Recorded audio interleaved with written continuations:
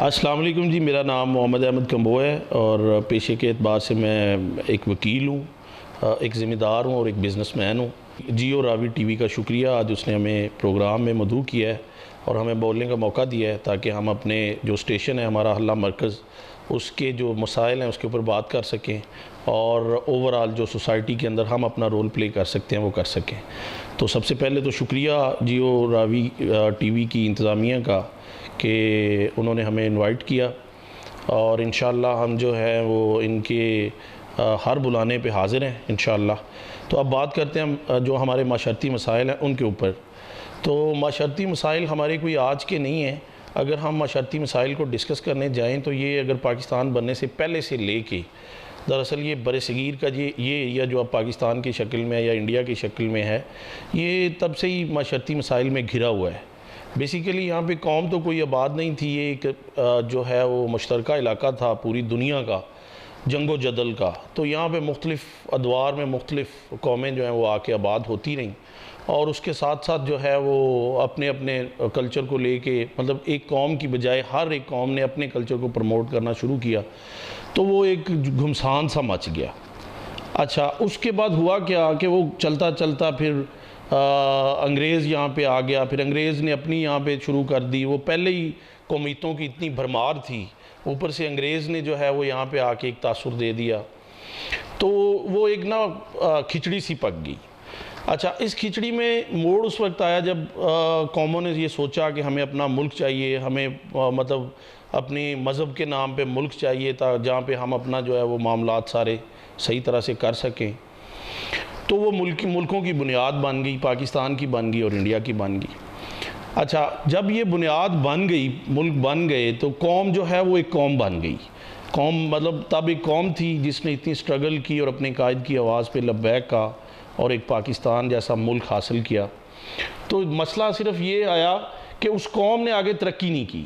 قوم نے کیا کیا کہ قوم نے مطلب وہ جو دور تھا وہ بہت سنہری دور تھا، وہاں پہ ہمارے جو بزرگ تھے وہ فیصلہ کرتے تھے اور پوری نسلیں جو ہیں وہ اس کا احترام کرتی تھیں، ان کے ساتھ چلتی تھیں۔ اچھا، ہوا کیا، جیسے جیسے وقت بدلتا گیا تو ہم لوگوں نے کیا کیا کہ ہم نہ تو وہ جو پہلی کھچڑی بنی ہوئی تھی، نہ ہم مغرب کے رہے، نہ ہم جو ہے وہ مشرق کے رہے، نہ ہم اپنے آپ کے رہے۔ ہمارے جو بزرگ تھے وہ فیصلہ کرتے تھے تو اس کے اوپر پوری نسلیں لگ جاتی تھیں ملک کی تعمیر کے لیے، کسی غلط کام کے لیے نہیں۔ آج ہمارا المیہ یہ ہے کہ دشمنیاں لینی ہوں یا کوئی بھی اس طرح کے کام ہوں تو اس کے اندر تو ہم جو ہے وہ اپنا پورا زور لگاتے ہیں، لیکن اگر کوئی بزرگ یہ بات کر دے کہ کوئی ایک اچھے پہلو کو ڈسکس کرنا چاہے یا کوئی اچھے پہلو پہ غور کروانا چاہے، اس کو ہم لوگ ماننے کے لیے تیار نہیں۔ تو وہ تب جو بزرگ تھے ہمارے، وہ مطلب اس طرح کا ماحول تھا کہ سننے میں آتا ہے، مطلب بزرگ بتاتے ہیں کہ اگر ایک گاؤں کے اندر یا ایک آبادی کے اندر ایک بزرگ نکلتے تھے تو چوک کے اندر آنے تک جتنے بھی لڑکے وہاں پہ کھڑے ہوتے تھے وہ سارے بھاگ جاتے تھے کہ فلاں بزرگ آ رہا ہے اور ہماری کلاس لگ جائے گی، آپ نے نماز نہیں پڑھی، آپ نے اچھا کام نہیں کیا، آپ گلی میں کھڑے ہو۔ آج ہمارا معاشرے کا المیہ یہ ہے کہ گھر کے جو بزرگ ہیں ان کو گھر کی ناقص ترین جگہ دی جاتی ہے جہاں پہ وہ سوتے ہیں، ان سے کوئی مشورہ نہیں لیا جاتا، اپنی 1.5 اینٹ کی مسجد ہے، اور جس کا نتیجہ یہ ہے کہ آج ہمارا معاشرہ بھی بے راہ روی کا شکار ہے۔ اس کے علاوہ ہمارے اندر ہوس اتنی زیادہ پیدا ہو چکی ہے کہ ہم لوگ تعلیم ہے اس کو ہم ہم نے پیسہ ہی کمانا ہے، تو اس کے لیے ہمیں کچھ کرنا پڑ جائے، اس کے لیے ہمیں کسی کے ساتھ فراڈ کرنا پڑ جائے، چوری کرنی پڑ جائے، ڈکیٹی کرنی پڑ جائے، کچھ بھی کرنا پڑ جائے، ہم نے کیا کرنا ہے کہ ہم نے فراڈ سے پیسہ بنانا ہے، پیسہ بنا کے اور پھر اس کے اوپر ہم نے ھذا من فضل ربی لکھوانا ہے۔ ہمارے جتنے بھی ادارے ہیں وہ سارے کرپشن کے زیر اثر ہیں، اسی کے نتیجے میں ہمارا کوئی ڈپارٹمنٹ جو ہے وہ شریف بندے کے لیے نہیں ہے، وہاں پہ قرآنی آیات لکھی ہوئیں گی اور دھڑا دھڑ جو ہے وہ رشوت کا بازار سرگرم ہے۔ پھر اس کے ساتھ ساتھ ہمارے معاشرے کا المیہ یہ ہے کہ جہاں ہم نے یہ مطلب پاکستان بننے کے بعد جب ہمارا ایک قوم بننے کا ٹائم تھا اور ہمارے بزرگ جو تھے وہ اچھے فیصلے کر رہے تھے، وہیں جو ہماری مطلب ایک نیچر آ گئی کہ ہمارا ایک جوائنٹ سسٹم تھا وہ ڈسٹرب ہوا۔ اس جوائنٹ سسٹم کے ڈسٹرب ہونے کی وجہ سے ہمارے گھروں کے معاملات اس طرح ہوئے کہ ایک فیصلہ کرنے والے بندے کے گھر کے اندر 10 لوگ فیصلہ کرنے والے آ گئے، اور اس کا رزلٹ یہ ہوا کہ ہماری معاشرتی اقدار کے ساتھ ساتھ ہماری خاندانی اقدار بھی ختم ہو گئی۔ آج صورتحال یہ ہے کہ کوئی بندہ مطلب ایک معاشرتی نظام کے اندر رہتے ہوئے کوئی بندہ یہ مت سوچے کہ وہ اپنے گھر کا کوئی فیصلہ اپنے بہاف پہ کر، کیونکہ مشورہ بھی نہیں کرنا گوارا کیا جا رہا موجودہ دور کے اندر۔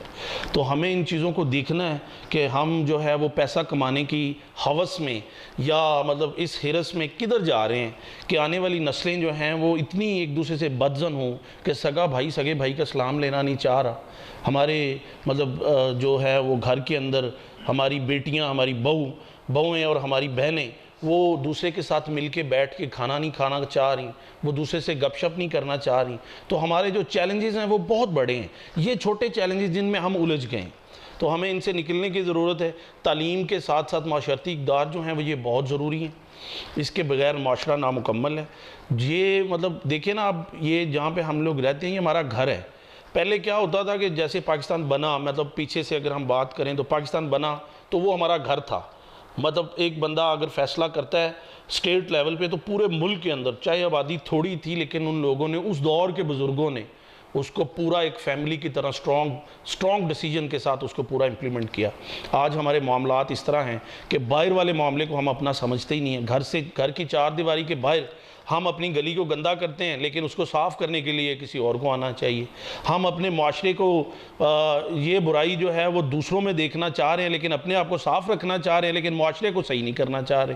تو یہ سارے معاملات جو ہیں انہوں نے ہماری ذہنی کیفیت کو اس نیج پہ پہنچا دیا ہے کہ ہم صرف اور صرف سیلف سینٹرڈ ہو گئے۔ سیلف سینٹرڈ ہونے کا نقصان یہ ہوا ہے کہ ہم صرف اپنے ذاتی مفاد کی خاطر ملک کو بھی نقصان پہنچا رہے ہیں، معاشرے کو بھی نقصان پہنچا رہے ہیں، اور سوسائٹی کو بھی نقصان پہنچا رہے ہیں جس میں ہم لوگ رہتے ہیں۔ اگر سوسائٹی نہیں ہوئے گی، اگر ملک ہی نہیں ہوئے گا تو ہم کیا کریں گے؟ ہم اپنے پیسے لے کے کدھر جائیں گے؟ ہم اپنے صاف ستھرے گھر کو لے کے کدھر جائیں گے؟ ہم جو ہے وہ اپنے بچوں کو کیا مطلب پرووائڈ کریں گے ماحول کے، جہاں پہ وہ اپنے ایک صحت مند ماحول میں کھیل سکیں، ایک صحت مند ماحول میں پروان چڑھ سکیں، یا ایک صحت مند ماحول میں اپنے مینٹل لیول کو جو ہے وہ اپ گریڈ کر سکیں؟ تو ہمیں اس چیز کی as a nation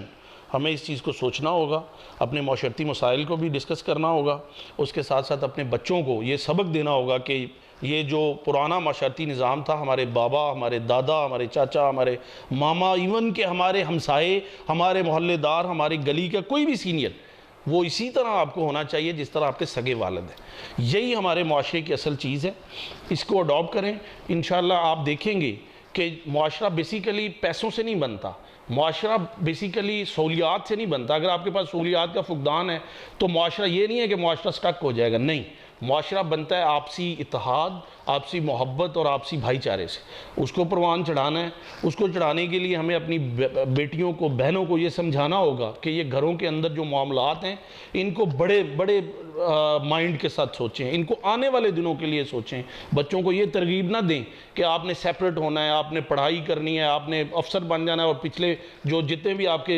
family members ہیں ان کا آپ نے سلام نہیں لینا۔ اس طرح کی باتیں نہ سمجھائیں، ان کو معاشرتی پہلو دکھائیں کہ آپ اگر کسی سٹیج پہ ہیں، کسی بھی سٹیج پہ اگر ہیں تب بھی ٹھیک ہے، نہیں ہے تو کوئی ایشو نہیں، پھر بھی آپ اپنے محلے کی صفائی کر سکتے ہیں، آپ کسی درد مند کا سہارا بن سکتے ہیں، آپ کسی غمزدہ کے غموں کا مداوا بن سکتے ہیں۔ تو سوسائٹی میں آپ جس بھی سٹیج پہ بیٹھے ہیں، آپ، ہماری مائیں بہنیں جو ہیں وہ اپنے بچوں کو سمجھائیں کہ ہم نے یہ کرنا ہے، اور آپ جو ہے وہ بچوں کو یہ مطلب سمجھنا پڑے گا کہ آنے والے دنوں میں ہم اپنے آپ کو کیسے ایک بہتر نیشن کی صورت میں پیش کر سکتے ہیں۔ موجودہ صورتحال بہت الارمنگ ہے، اور اس الارمنگ صورتحال سے نپٹنے کے لیے ہمیں کیا کیا کرنا چاہیے، یہی باتیں آپ کے ساتھ ڈسکس کرنی تھیں۔ آپ کا بڑا شکریہ، آپ نے باتیں سنی۔ فی امان اللہ، انشاءاللہ آپ سے ملاقات ہوتی رہے گی۔ سفیان ورک صاحب کا شکریہ، ان کی پوری ٹیم کا شکریہ، اور جیو راوی کا شکریہ۔ انشاءاللہ ہم اس پلیٹ فارم سے آپ کے ساتھ رابطے میں رہیں گے۔ آپ کی بہت مہربانی۔